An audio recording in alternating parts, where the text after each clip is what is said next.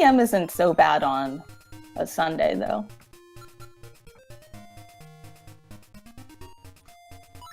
Could be All 10 right, a.m. on a Monday. here we go. So once again, welcome. This is the final match of round 1 of the LADX tournament. Any percent, no save and quit, no wrong warp, no out of bounds. So the winner of this match is going to play off against Stanner. Unfortunately, the Stanner versus Elfezo match didn't happen for some reasons, but we got this one here. So first things first, we have to get our sword here. So both of the runners are heading down to the beach, and they're going to be performing a trick called Quick Sword, where you bounce off of the spiny and you can actually pick up the sword a little bit quicker than you would normally. It saves a little time. It looks like Happy got it. Dragon, it's got the slightly slower version. He didn't get the damage boost off of the spiny thing.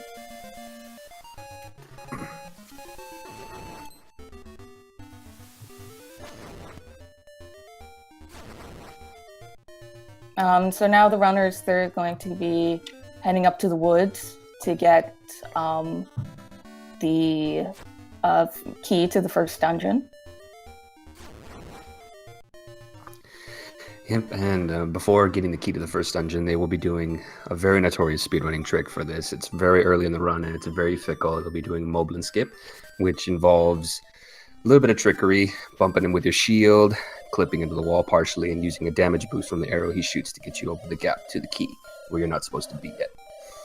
It can go really quickly, or if you're unlucky, it can go very, very wrong. So really the runners are neck and neck, but it could open up very, very big in just a moment here. Yeah, it's convenient that this rather RNG heavy trick that you have to do occurs at the very beginning of the run. So at the very least you get it's a good reset point. You don't have to go too far in. But of course for a race you just kind of have to hope that the Moblin gets where you want it to be. Gotta hope That's for the right. best. Mm-hmm. Hope and pray. Yeah, and so as you can also see... notice... sorry. Go ahead. Yeah, so essentially what you have to do is when the Moblin is facing up, he'll fire off an arrow, and if you're in the right position, that's enough to get you across the gap. Yeah, it looks like both runners actually getting it pretty quickly. Yeah, and they both also got a trick here where the owl talks to you, but if you open the chest in the right way, you can actually get far enough down to screen transition before you the owl finishes his whole speech. Save some time. And it's nice because you don't have to listen to the owl. No one wants to listen to the owl. That's right. Yeah, so now they're heading here to the trendy game. They have to pick up this magic powder, which they pretty much only use for one dungeon and maybe the final boss if they mess up a trick. Yep.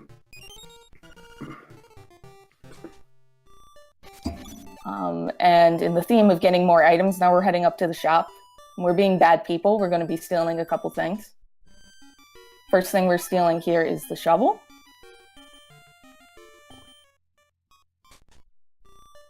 And then when you enter back in here, the shopkeeper will kill you, but then we'll just go right back in and steal bombs and arrows, or the bow, really. And both of these items will be extremely important. The arrows, because you're really not supposed to have them this early in the game, even though stealing is an intended mechanic. And you can kill a lot of enemies quickly that way. And bombs will be used in a lot of tricks.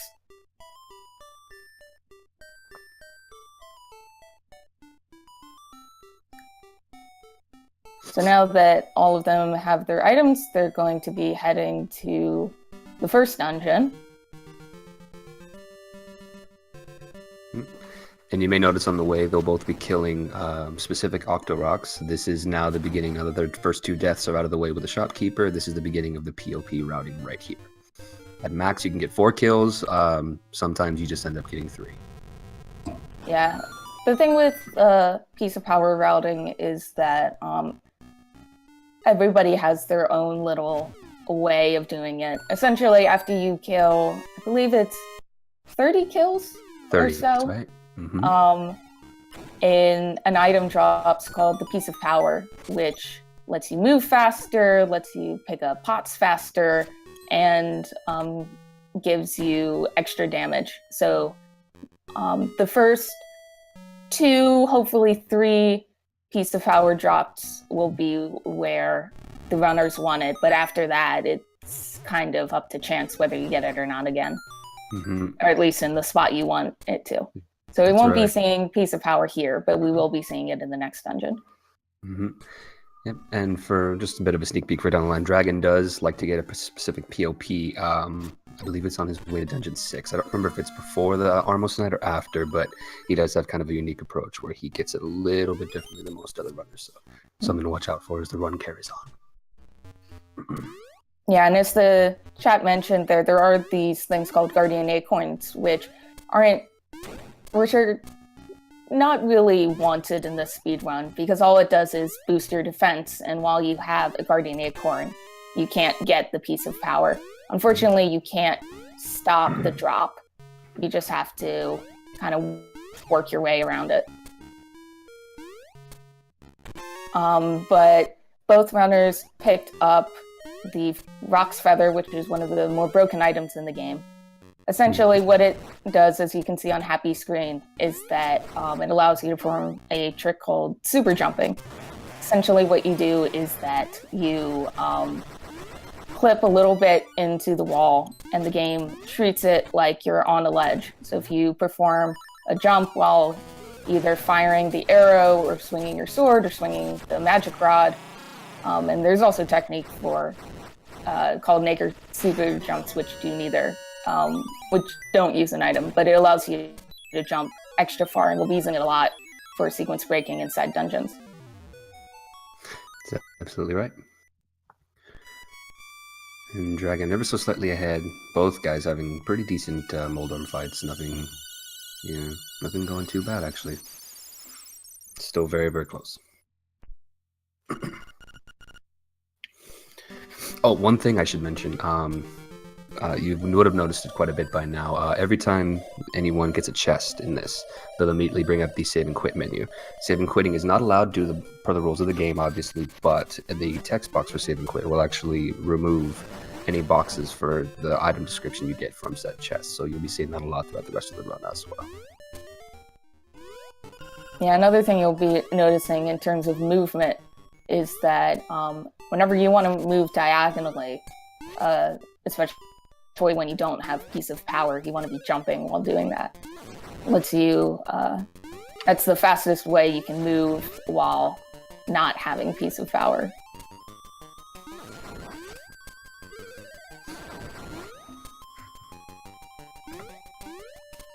Alright, so the runners here, they're both heading up to the Moblin Cave here, where they'll be rescuing Bow Wow, who will be our trusted companion along the run.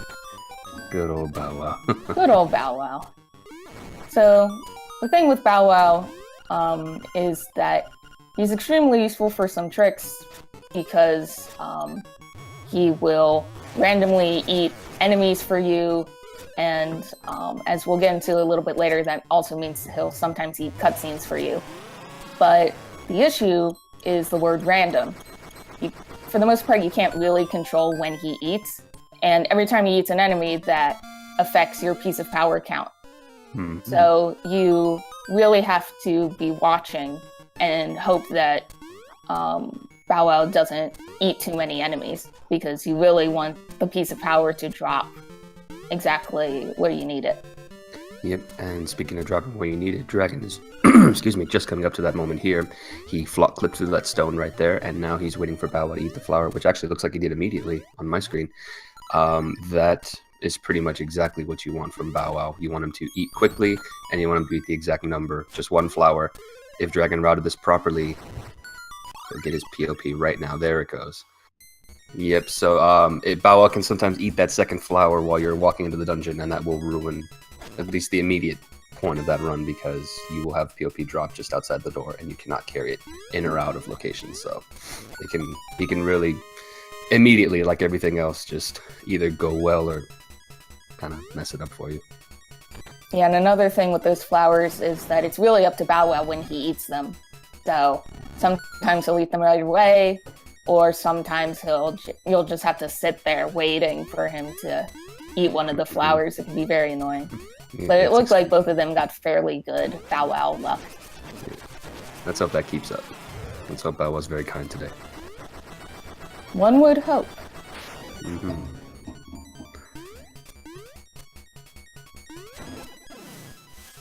So Dragon coming up to a little trick here. In this room, what you're supposed to do is you're supposed to light those torches with your magic powder.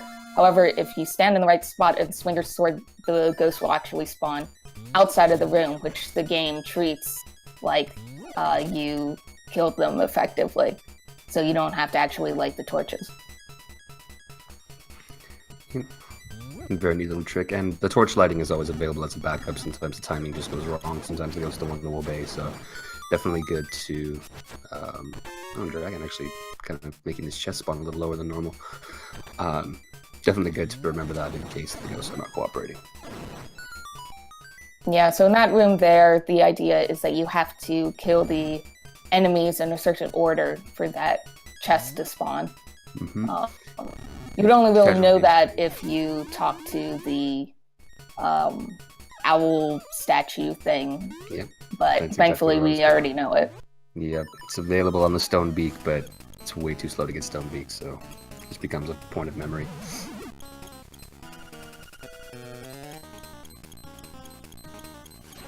So do you want to explain the genie quick kill? Yeah, absolutely. So the genie, he pretty much, normally in a casual play, he would spend the first 3 rounds just hiding in his bottle like a chump, not wanting to come out unless he wanted to throw fireballs at you. After the first round, you can lift his chest up and actually wall clip into the upper left wall there, and you throw the jar. It doesn't have anywhere to go. The mechanics don't really know what to do with it. It can't do anything, so the bottle just breaks immediately. The game releases the genie, and you can then quick kill him using a bomb placed under him, and then facing right near the door and using a bomb arrow. It takes him out in 2 hits, and really makes very quick work of what is, in a casual play, probably the first real notorious boss in the game. Yeah, and if you're not properly clipped into that wall, then it's just a pain because he'll go back in his bottle and you have to do all of that over again. Yep, the bottle growls and just bounces, and you realize you're in for another at least 20 to 30 seconds probably tacked on.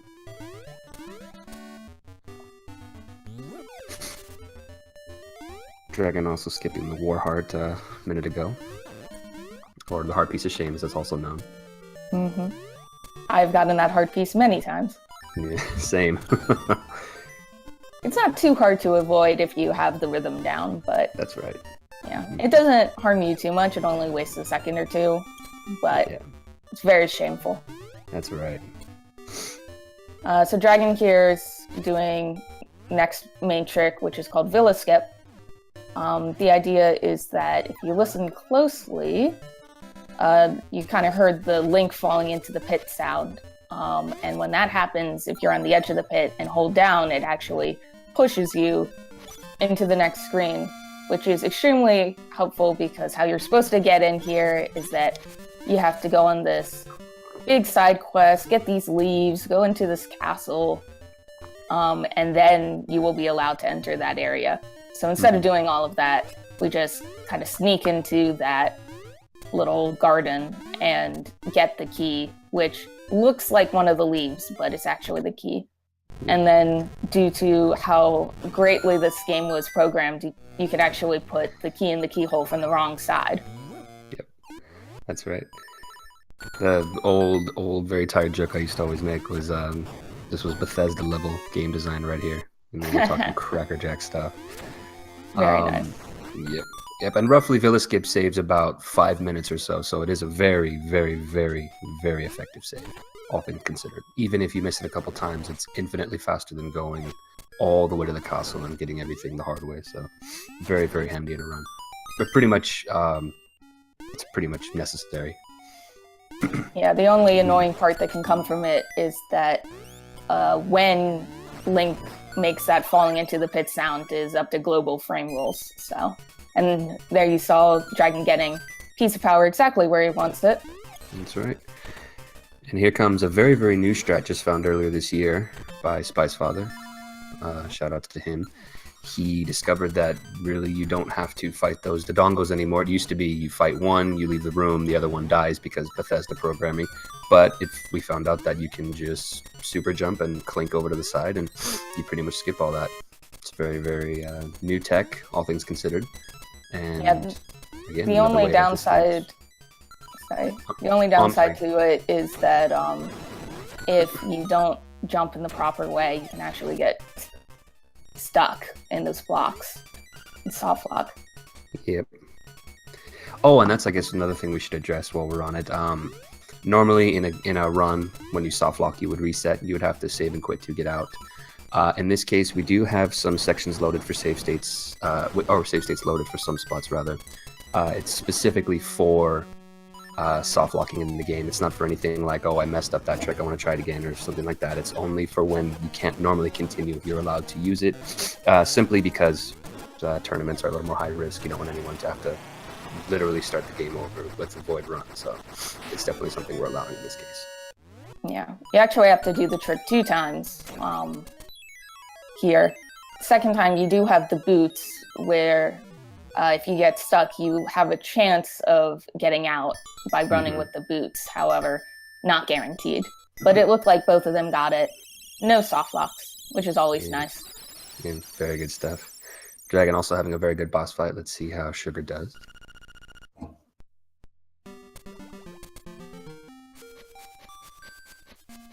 Yeah, so the idea with this boss fight, as you'll see later on with the Armos maze, is that when Vitreous falls down, it'll actually shake the ground, which means you can't move. So you can, if you're in the air, when that happens because you bonked off of a wall with the boots, then you don't get stunned.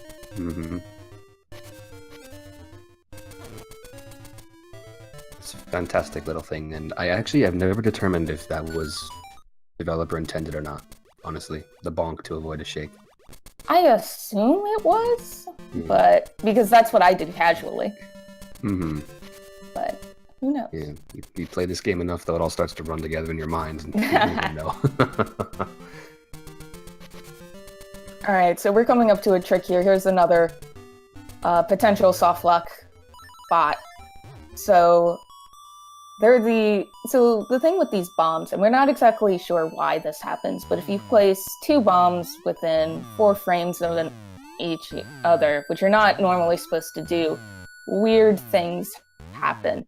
The nice thing is that cutscenes that shouldn't be playing just play. So as you can see here with the walrus, you are supposed to get Marin, get the ocarina, do all of the side quest stuff, but what you can actually do is you can get the cutscene to play using bombs.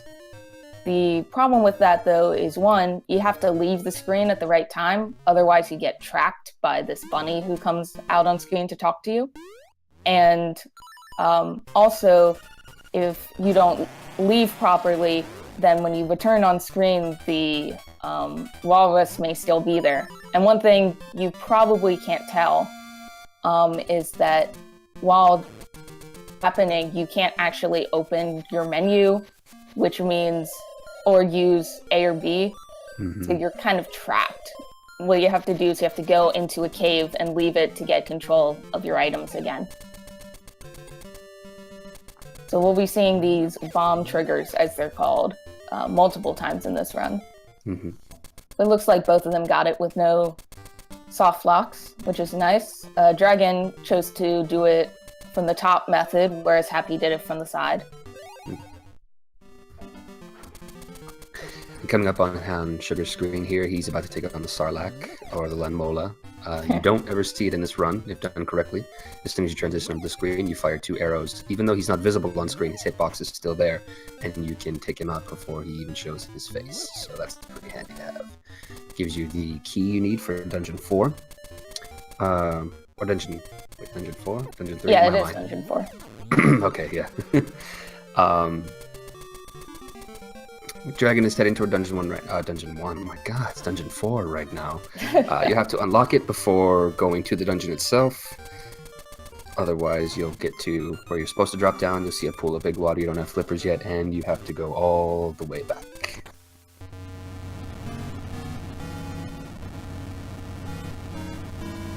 Yeah, people sometimes do forget, and it's just the most awful feeling when you make that jump and there's just nothing there.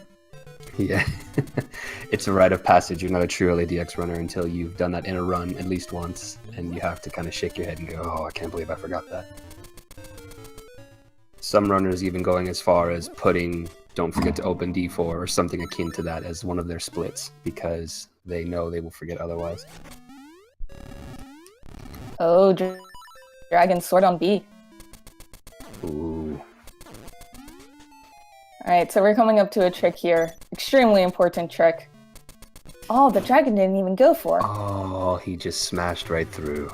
So there's this trick there that's called obstacle skip. The idea is that those green jewels, you normally have to break through them using the Pegasus boots and running into them. But that one, you can actually get around if you position yourself correctly. Really doesn't save that much time. You lose a lot more time if you don't get it because you fall down. But everybody is supposed to go for it. The dragon just didn't. So mean. Yeah. Maybe he's having a bad day today or something. He's just the enemy of joy right now. Well, thankfully, you'll have to go by there 2 times. So maybe he'll get it the second time. Yeah. Slight piece of redemption. Runs are typically about an hour. Mm-hmm. Good runners are usually like in the, I don't know, 55 to 57 range is typical for the top runners, thereabouts. Mm-hmm. Definitely sub-hour for both, yeah.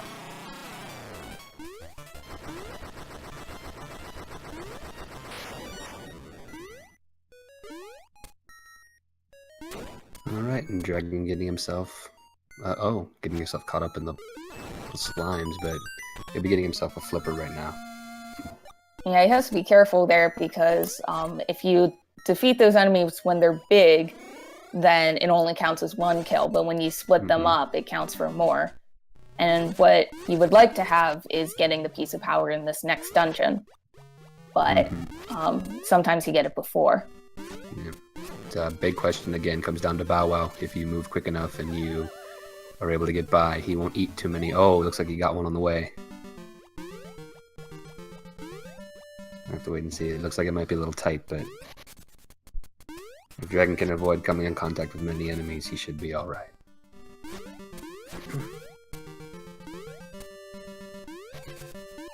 And looks like he's probably okay now. Yeah, so somebody was asking, technically this is top 16, I guess. There are 16 people in this round. Mm-hmm. Yep.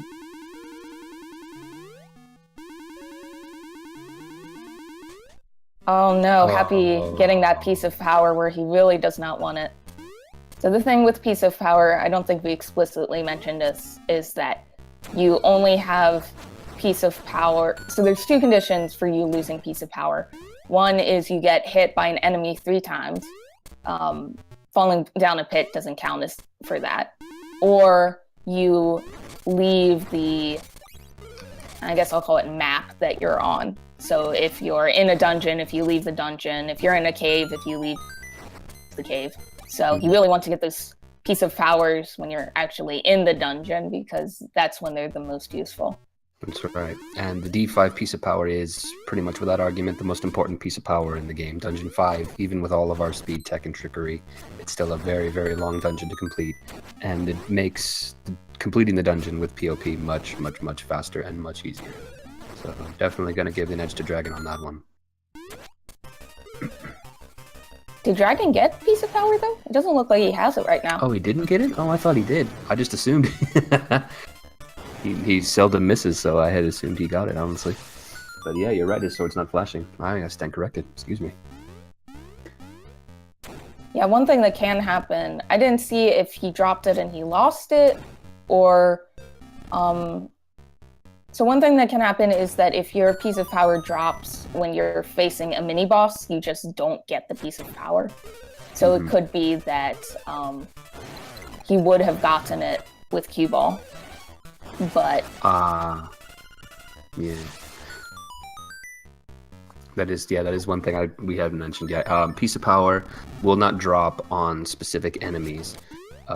Pretty much all normal enemies, and I think mini-bosses count for more than one. I can't exactly remember the specifics, but on big enemies, like Cue Ball, well, I guess it would count as mini-bosses then, like Cue Ball or Master Stalfos, anything like that, POP will not drop. And they will not drop on Nightmares either. That means that they're even here. Because neither of them got Piece of Power, really. That's right, yep, so Sugar can actually, if with the right movement and little luck, can catch up to Dragon here at this point. Still a lot of run to go, still a lot of RNG. Definitely not over.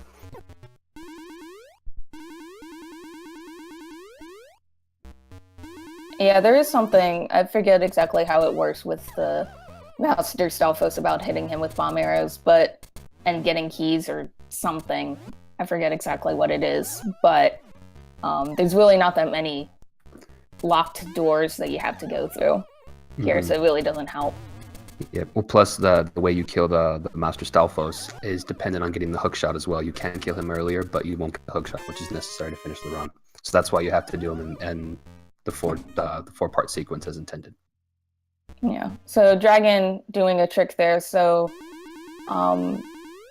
the idea behind all of this is that, like Chodo said, you had to get the hook shot from the Master Stalfos the last time you face him. Unfortunately, the boss key is right there, and if you went to get the hook shot to beat that room normally, then you would really have to go out of your way. So if you actually time your jump with the Pegasus boots correctly, then you can actually manage to make that jump, and it's a lot faster. So on Dragon's screen there, you guys might have seen that another Piece of Power dropped. That's actually can happen if you lose or if you didn't get your Piece of Power earlier in the dungeon. Unfortunately, it's not really useful because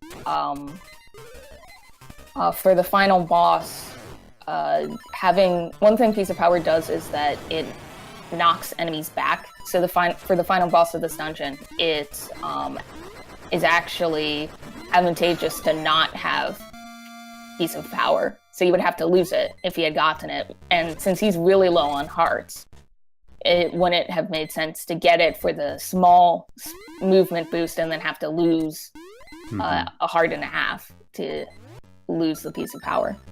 That's right.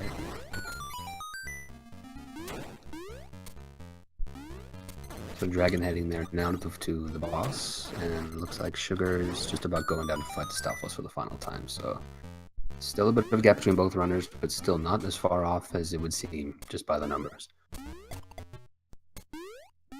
Yeah, same thing happened there with Happy. Piece of Power dropped, but he didn't go for it.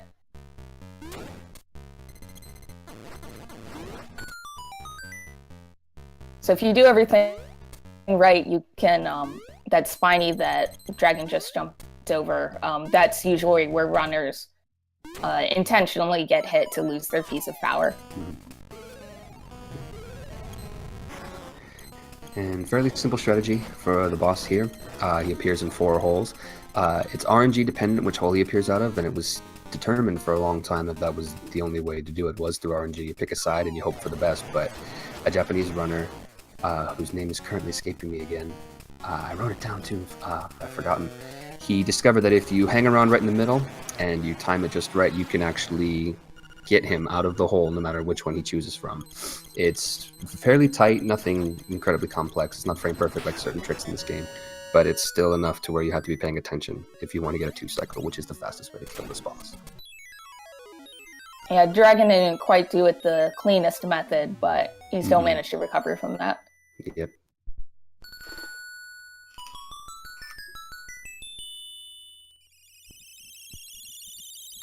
Yeah, Happy here has to be careful. He's pretty low on hearts. Yeah, there's actually a couple methods you can get over that gap. You can do the method that I guess both Dragon and Happy did, where you put out your hook shot there and you can actually jump across. And we'll be seeing that technique later on in the game. But you can also jump into the middle of the pit and hookshot to the other side. There's a lot of little techniques you can do. You can Pegasus boots across. Happy getting the true 2-cycle there. Very clean. Very well done. Alright, so Dragon is just about to enter the Armos Maze, where he'll be picking up the key to the next dungeon. But a nice thing about the Armos Maze is that if Bow Wow is nice, he'll be eating these Armoses, and they drop arrows. So it's a nice way to get your arrow count back up, because you had to use the bomb arrows on the Master Salfos. You usually get 2 or 3 guaranteed. If you really need more, you can purposefully stop. But that, of course, does take.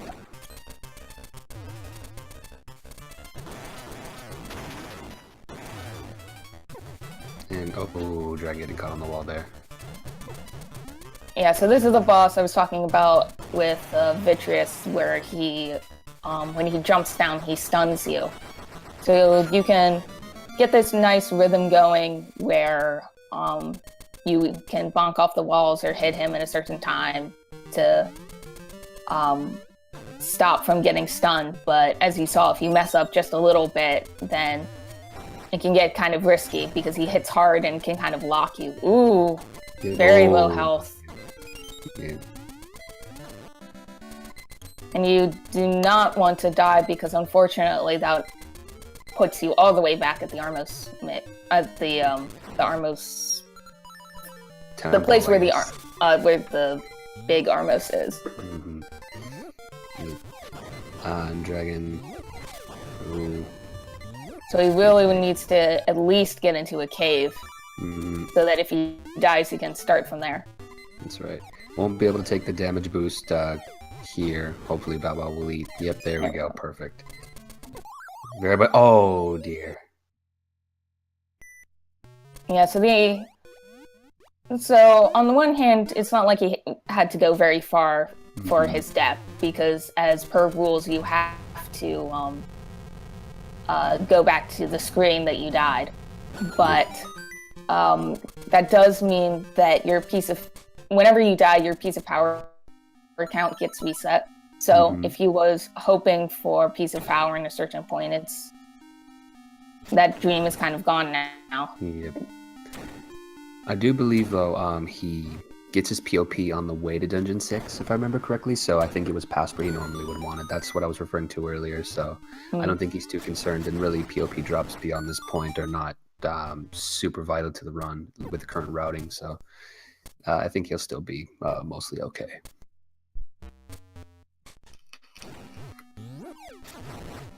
Yeah, that's the thing. At this point, a lot of times people just, if they happen to get piece of power, they're good. Because with Bow Wow making the whole RNG thing, it's sometimes hard to plan this far ahead. Yep. And as you saw when Dragon ended right now with Sugar, that was the cutscene eat. Bow Wow is a voracious entity, and he will even eat your cutscenes. Yeah, essentially what happens, to my knowledge, is that cutscenes are, in the game, they're handled like sprites. And so if you manage to hit it in a certain way, then Bow Wow can actually eat the cutscene. so you don't have to sit there and wait for the temple to rise out of the ground and everything. Just go right in. We'll be doing that again for Dungeon 7. 7, correct. Mm-hmm. And another area here coming up with a dragon. Soft locking is a risk, and it looks like he made it through the first part okay. Going to do a couple really tight super jumps in this next section here. Somewhat risky.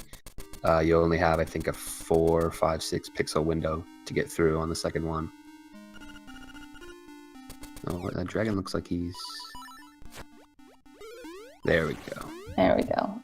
Yeah, so you get a nice visual cue because of the ripples in the water. You just have to line yourself up nice. But if you are too low, you won't make the jump, and if you're too high, then you'll soft lock.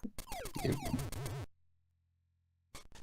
Yeah, not only can Bow Wow eat the cutscenes, you can still get drops on the cutscene he eats because it is a sprite, it is like an enemy. So sometimes if you want to get Piece of Power in D6, sometimes you can get the Piece of Power dropping from the cutscene that you just ate. That's right. It just feels awful.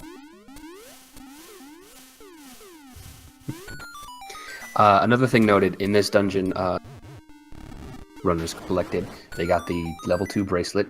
That is a trigger point for the game. It's very vital. It's part of the reason why the route currently has back to what's essentially the intended route with the Dungeon 4 sectioning out of the way.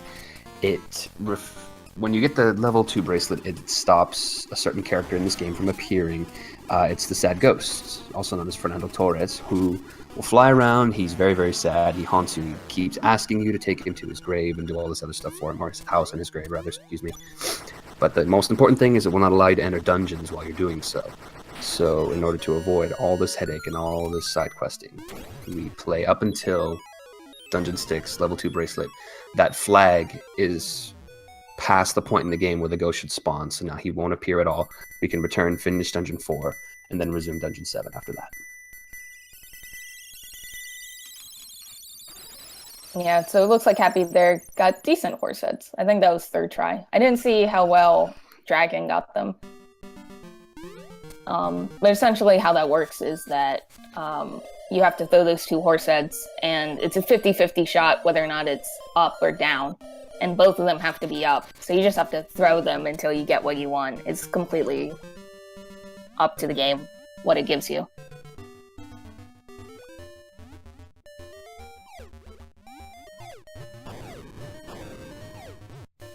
Yeah, so like Chodo said, now that we have that bracelet, and now that we don't have to worry about the ghost appearing, we're going to be heading back to Dungeon 4, so we can actually get the instrument.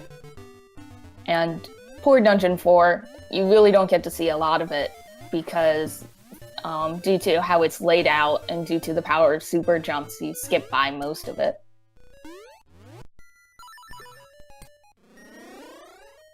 And for those noticed, Sugar's boss fight right now and Dragons as well, they both laid bombs before the enemy appeared. This is very similar in concept to Lanmola, as mentioned earlier. The hitbox for the boss, the face boss, is there on screen even though you can't see him yet. You can get down 3 bombs before he appears and then do another 2, and he's pretty much done. He's a real big pushover for what's the beginning of the late game, really. A boss at the beginning of the late game. So Happy did... or I didn't see if he got it or not, but he was doing a trick. It was bomb triggers, again, because you can get the owl to not have his flying in animation if you get the bomb triggers right. I didn't quite see if I saw him going for it, but I didn't see if he got it or not. And just like that, on Dragon's screen, Anglerfish is dead.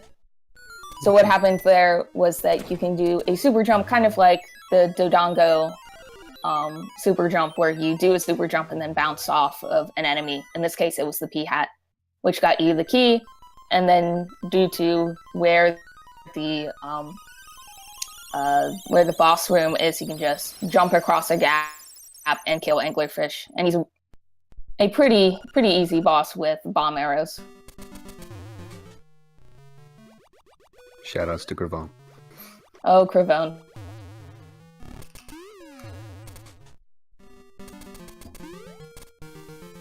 When someone finally makes the How Gravon speedruns LADX video, it's just going to be that clip on repeat over and over and over and over again. I wouldn't be surprised if Cravone has made a How Cravone speedruns LADX. I haven't checked. He says he's going to, but I don't think he has yet. If he hasn't, I've missed it. I'm going to curious. Alright, so Dragon is... So now that Dungeon 4's done, Dragon's going to be heading to D7. Of course, before he can do that, he has two extremely important tricks he must do. The first one is his second obstacle skip, so we'll see if he happens to redeem himself and actually get this one. That's right. I believe in Dragon. I've always believed in Dragon. I know he can. No! Didn't even attempt.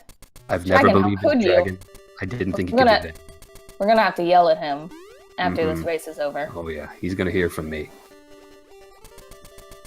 But the second trick is called Rooster Skip. So the idea is that in order to get the key, you have to do this whole side quest. You have to have the ocarina, you get a song, the frog song, I think, which lets you revive this rooster from the dead so you can get across this gap. However, with some... so essentially how it works is that when the hookshot retracts, there's a single frame where you can actually perform an action instead of falling in the pit. Mm-hmm. Oh no, Bow Wow. Oh, Bow Wow. So what you can do is that you can fire your hookshot and either, if you have the timing right, you can do it without buffers, or you can buffer it. And you jump on the exact frame you want, and you can use that to get across the gap. Unfortunately, as you saw there, Bow Wow can really screw you over here because the hook shot bounces off of Bow Wow and doesn't give you enough time to react. So if Bow Wow's in a bad position, then you really just can't do anything about it. Yep. It is possible to actually clink your hookshot off of Bow Wow and still use it to jump. It's pretty rare to see. Cranston did it really famously in a run. Clinked off Bow Wow and immediately was able to jump to the other side very quickly. Dragon, actually, he looks like he did get the key. No, so yes. He got into a bad spot and it made him fall. Oh, he did fall again? Okay, Yeah. so yeah, Sugar has completely caught up at this point. Oh no, but then Sugar falls. Yeah, so the thing that makes this trick really annoying is not only do you have to do this, but you also, if you fall, then you lose about 30-ish seconds because unlike a normal fall where you just go back to where you entered the screen, you have to make your way all the way up. Mm-hmm. And it's some days it does come down to luck depending on where Bow Wow goes and the execution. It can really screw up your day if you don't get into the right rhythm and you don't get it through and it starts to wear on your mind. It's not as notorious as the trick once was, kind of the end-all be-all, but it's still definitely a high-pressure situation. It looks like each guy is neck and neck right now, which, oh my god, I can't believe that. Yeah, so it looks like Happy has completely caught up due to both of them having kind of iffy rooster skips, but Dragon had the worst time here, so... That's right. And this is the life of an LADX speedrunner. Truly. Yeah, it looks like Happy was doing the buffered method, which is the method I personally use. Obviously, it's slower because you have to buffer, but you don't have to have as exact timing, which is nice. Right. Yeah, it's worth noting Dragon once held the top 3 spot in the world using buffered. He was the only guy, 5 top 10 who did it, but it works if it gets you through and the rest of you run solid. It's definitely a valid strat to use. Yeah. Much rather just lose the couple seconds from buffering rather than lose the 30 to 40 from falling. Yeah, absolutely.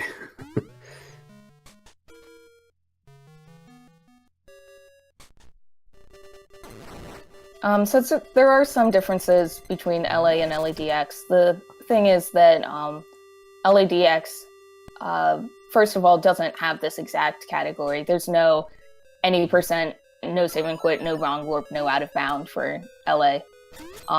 The main category there is something called warpless, which is not using the select screen glitch, and I think also not using doghouse. But I'm not entirely sure. I'm not an LA runner, so I don't fully know. Indeed. But another thing is they have a different definition of what out of bounds means. So they do a lot more like walking on walls and weird screen transitions that wouldn't be allowed in this version. So as you can see, both of them are using bomb triggers here to knock the pillars down, where normally you would have to move this ball around and knock the pillars down that way. So this really cuts down on this dungeon a lot.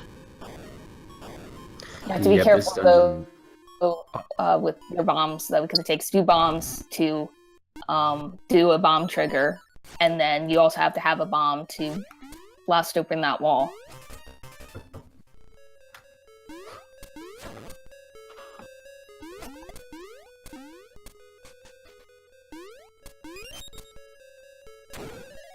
Alright, so it looks like Dragon is going for a trick here called Goomba Surf. Essentially what you can do is that by doing a naked super jump, you can actually jump off of the Goomba if he decides to cooperate.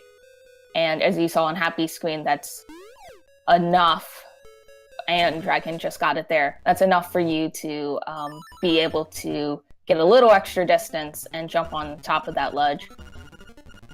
There's actually another technique that you can do involving bouncing off of a P-hat. It takes a little bit longer, but it doesn't have the RNG that Goomba Surf does. So it looks like Happy is ever so slightly ahead because he had the better Goomba Surf. Is it too early in the run to say it could come down to blue ball?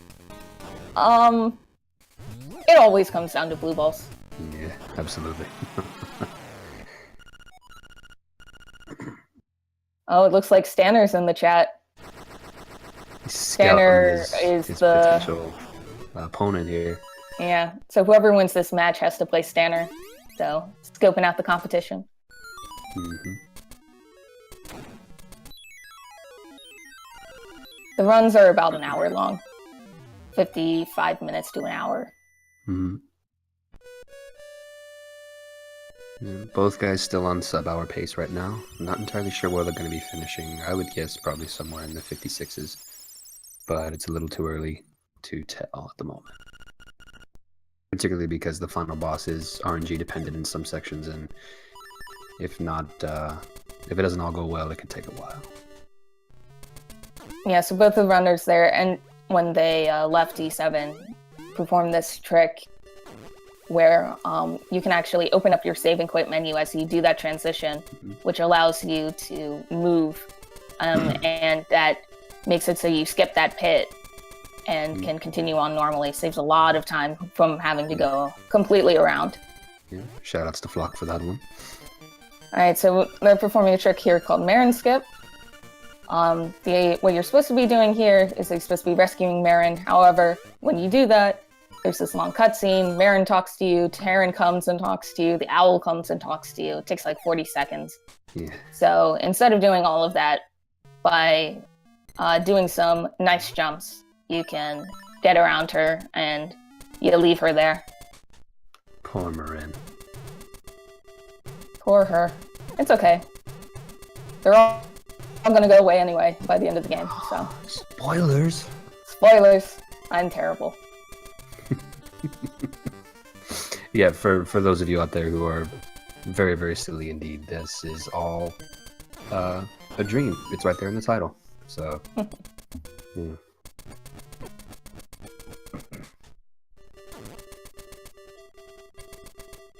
Alright, so in order to get into this final dungeon, you have to perform another bomb trigger here, because what you're supposed to do is use the ocarina to get this turtle to wake up so that you can actually enter the dungeon. However, you can just walk through his head and use bomb triggers to do the waking. So. And here we are, Dungeon 8. Yeah, so this dungeon is just big. Just in terms of sheer size. Ooh, dragon. So Dragon normally, people open up the wall like Happy is doing, but you can perform a trick called lava swimming, where it allows you to swim through the lava instead of getting burned by it.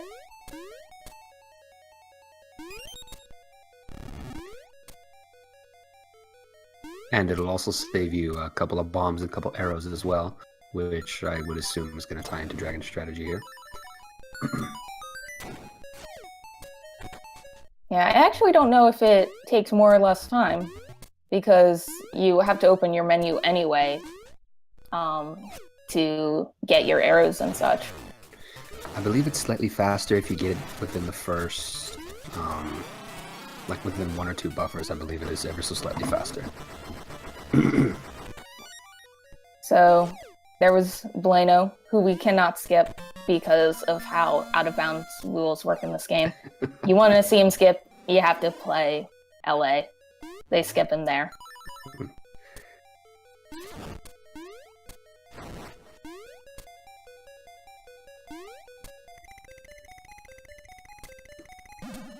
So next up, we get this magic rod. But after that, we get to face our old friend Cue Ball again. Yeah. And he's not the sort who went off and did a lot of training and got better at being a mini boss. He pretty much pulls out the exact same trick again. You know, he's your dad at every dance he's ever been to, just the same 2 moves over and over and over again, and he's still a big pushover. Honestly, this puzzle room is harder than even Cue Ball is at this point. Yeah, so the idea with this room is that you have to get the little moving block thing to fill up all of the holes, and that in and of itself can be a little tricky because of its controls. But what you also want to do is you want to position yourself to be right in front of the chest when it's all done with, which you can do with some nice jumps, but it can also mess up how you're moving around. So both runners getting it on first try though, which is nice. Dragon having a little bit of trouble there with Hothead.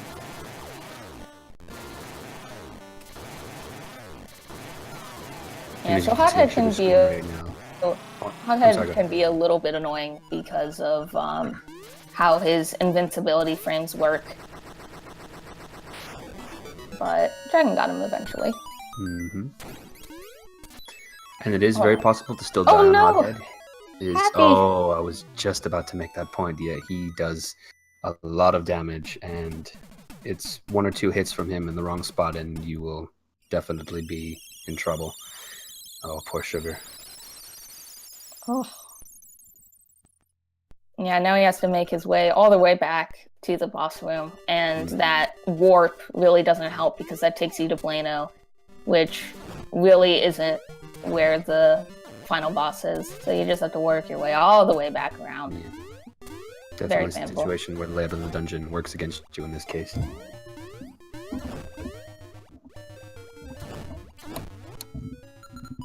And Dragon now currently making his way to the Windfish Egg. So we'll be seeing another use of the greatest instrument of them all, bombs, in order to get this cutscene to play. Unfortunately, you do need, you can't just come here the second you get bombs and play it and open the Windfish Egg. You do need to get all the instruments. Otherwise, this would be a much shorter run. The reason why is that there's actually a cutscene for just having 1 instrument, or 2 instruments, or 3 instruments, whatever combination. So it will play that cutscene, but won't actually open the egg. Oh wait, I didn't see. Did either of them get Wang Boys? No, it didn't look like they did. Aw. I know. I didn't want to mention it, but I'm so sad now. Well, at least Happy posted in the chat. Happy got Sidewang. Oh, okay. World record is a 52:44 by TGH. Mm-hmm. All right, so before we can face the boss, we have to get to the boss. So there's this book that you can read that tells you the maze, but if you never read the book, it's the same path each and every time, which is nice. Next, Dragon will be trying to perform something called a tech skip using bombs. He didn't get it, unfortunately. Next, he'll be trying to get Blob Quick Kill. Unfortunately, since he didn't get the tech skip, the Blob is in a slightly different position. He might have the right spot. Let's see. No. No, he did get it. Okay, never mind. He got it. So next we have Aghanim here. The idea behind him is that he will fire 2 shots that you can actually reflect, and then after that he either fires a shot you can reflect or blue balls, which you cannot reflect. And it's a 50-50 shot which one you get, and there's no way really to get one or the other unless he stays exactly where he is, and then you can manipulate him slightly. But you got 1 shot, but now it's getting some blue balls. Mm-hmm. If this keeps up, Sugar does have a chance to catch up. It can come down to this. Yeah, he got 1 shot, but hasn't gotten any others yet. 1 shot, and I think that was his 3rd blue ball. 4th blue ball. Oh, 4th, Dragon yeah. has just not been having a great time with this luck here. Ah, there we go. There we go. I believe the record of blue balls, it's like 16 or something ridiculous. 18, I believe it's at now. 18, oh. Yeah. Dragon, they're doing the Moldorm quick kill. You can actually stun lock him in that position and just wail on him. Happy did not get the blob quick kill, so he has to pull out magic powder to defeat him. And poor Limola, you never really get to see him. He was there, but another quick kill. Alright, so now we're at the final boss, Deathel. The idea is that he will open up his eye and you can fire a maximum of shots, and it takes 16 hits to kill him. You can also use bombs if you run out of arrows, but it's very, very complicated setup. The timing is impeccable. It's very difficult to do, but it is noteworthy as being a way you can defeat him, and it looks like Dragon got it. Yep. All he has to do now is enter into that staircase. Mm-hmm. Looks like a 58-26 maybe? 23, okay. Yeah, so his official Congratulations SRL to time Dragon. is 58:26. Ah, perfect.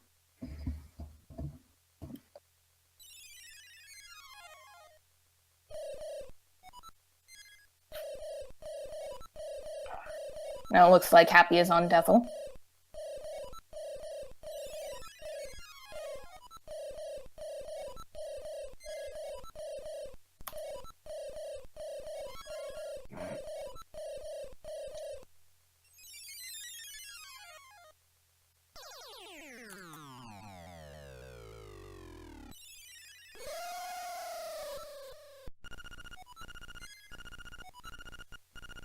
Yes, of course, follow the runners. They definitely deserve this. Mm-hmm. Absolutely.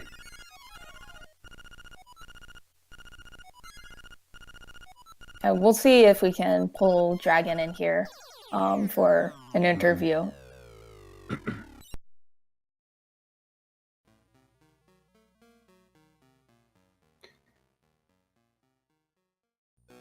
There we go with Happy. There we go. And might still get a sub hour here, actually. Come on, sub hour. Come on, sugar. There it is. There we go. go. So it looks Fantastic. like Happy ends with an official SRL time, 54.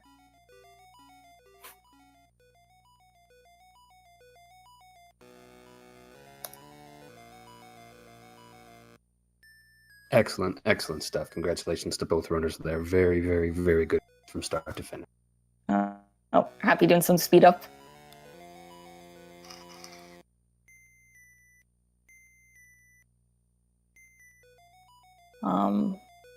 Unfortunately, they don't. Oh, there's Dragon.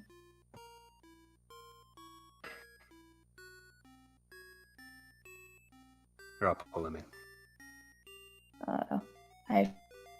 There we go. Hello, Dragon. Hi. Hello, Dragon. So, congrats on the win. Thanks.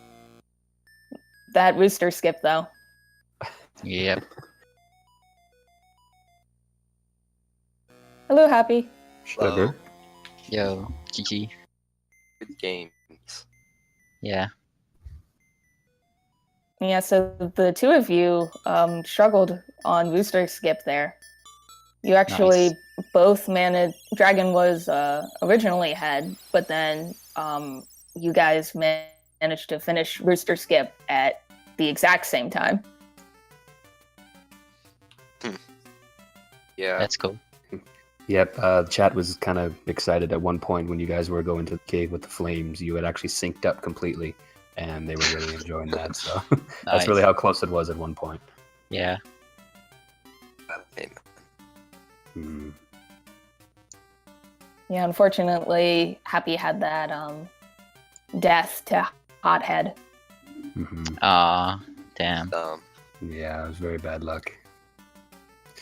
I ran right in. Hmm. Wanted to get to know him. Yeah. So, Dragon, I have a question. I noticed both times you didn't do obstacle skip, and I would. Really, everyone. The first that a lot. time I was too low. I tried. Okay. The second time was a statement.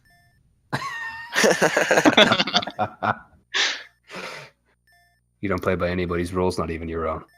No. But obstacle skip, it's so important. It's Vital, more important Dragon. to get piece of power in D5. Apparently. Because it cost me way too much time, and I got frustrated over it also. Yeah, we didn't exactly see what happened there with the piece of power in D5. Did you? Did you get Cue it? Okay, Cue so it ball. was cue ball. Yeah. Apparently I was 6 scales ahead. So Okay. that's always fun. Yeah, I don't believe Happy got the piece of power in D5 either. So. Yeah, Put it dropped on in the the flipper last room. enemy in D4. Mm-hmm. The Zols dropped the POP.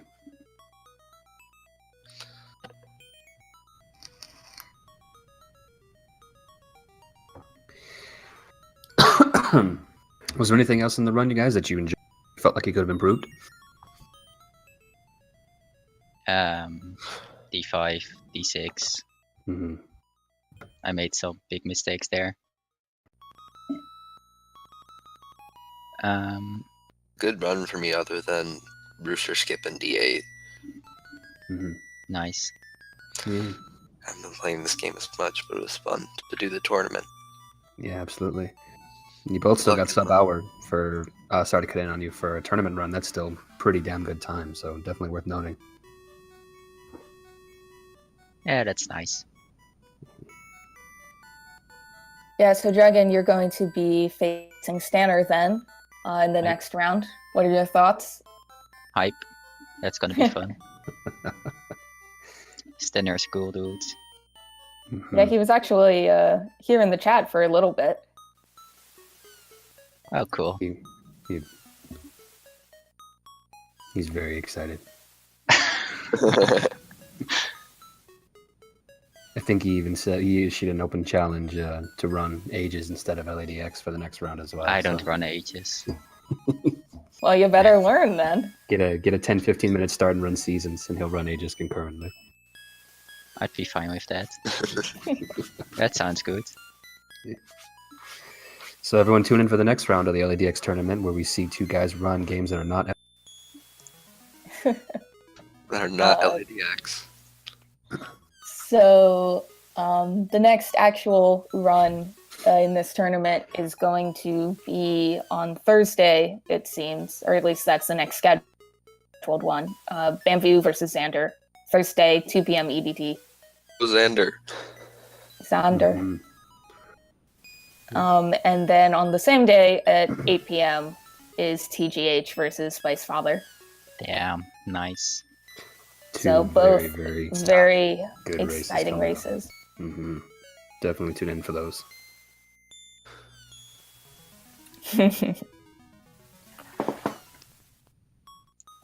Yeah, but with that, I think we're about done here. Any other Mhm. final words from the runners, commentators, from the chat? Not for me.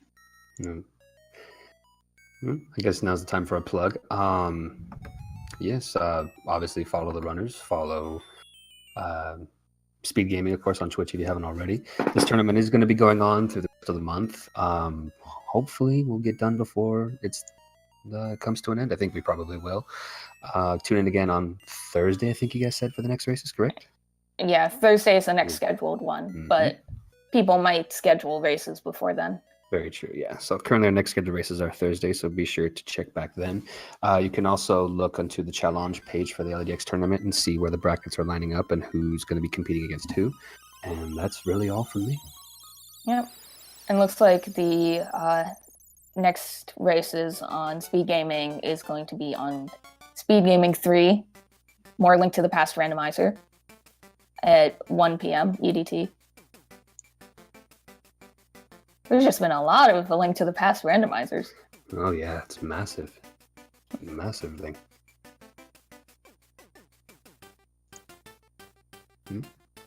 I think that's pretty much it for me. All right. Mhm. Thank you guys for a great round. Thank you for commentating. Always a pleasure. Fun tourney. Next time. All right. Thank you, chat, always for listening in, and we'll see you guys in the next race. See you all very soon.